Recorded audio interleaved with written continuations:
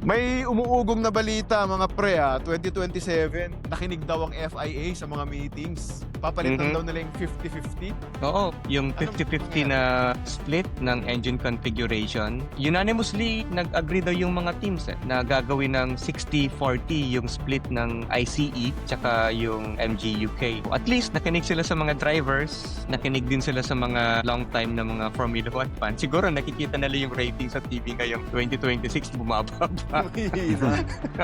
Kailangan na pang hatak eh. Yes, correct. Literal na hatak. Pag 60-40 ba, ano ba magiging benefits nun pag 60-40? Konektado dun sa nirereklamo ng mga driver ngayon na 50-50 Mas makaka-maintain ka ng flat-out racing na hindi ka na mag-worry na magkakaroon ka ng clipping in the middle of a long straight. Kumbaga, talagang itotodo mo na yung acceleration mo. Yung battery component ng makina, taga-assist na lang siya to give you boost or to give you extra power to overtake. Completely mawawala ang super clipping o mababawasan lang yung mga super clipping moments? I think kapag ginawa nila yon, completely mawawala yung mga super clipping, which is talagang, nire-request ng mga drivers na yan. Pero ang isa sa mga worry ko, kasi if you increase yung split ng current engine, ibig sabihin, lalakasan mo yung fuel flow.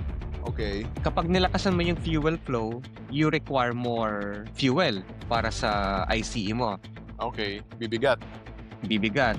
So, kapag marami ka ring fuel na requirement, lalaki yung tangke mo. Okay. So, magbabago na naman yung mga internal parts ng makina. Okay. Lalaki yung tangke. So, syempre, lahat mababago yun eh. Hindi yan basta-basta. I-adjust na naman nila lahat. Yes.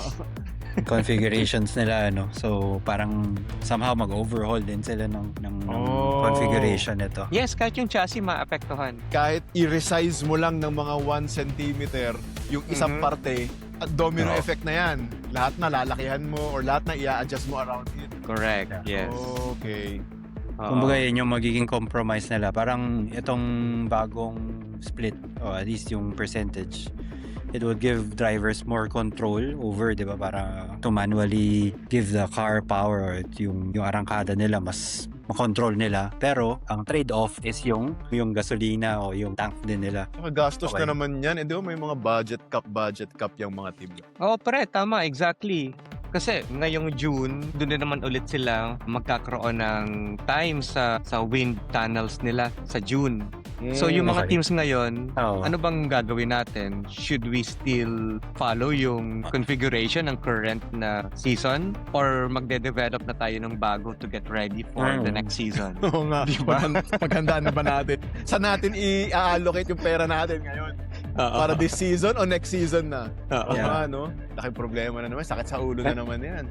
Kasi malamang nakadepende rin sa constructors position nila, di ba? Na kung ano yung magagamit nila for the break or for the off-season. Magkano yung makukuha nila, tapos saan nila pwedeng ilagay yung funds na yun, di ba? Natatawa ako sa thought na to, di ba? Siguro, paano kaya yung mga Ferrari? Baka sabihin nila, paano kaya to, no? This is our year na ba or next year na lang yung... This is our year. Next year na naman. There's another year. Next year na lang tayo? Mukhang walang pag-asa ngayong taon. Leclerc. O pagpasensya mo na muna, pre, Next year na ulit tayo. Medyo mag-focus tayo for next year, Kalimutan na natin yung season. Okay ka pa naman, di ba? Okay ka pa, di ba? Team strategy. Team strategy, Let's focus for next. Siguro ang tuwang-tuwa ngayon si Adrian Newey. Diba? Parang, sige na nga, bahala na yung ngayong taon. Next year na lang tayo. Nasweldohan naman na ako, Okay na.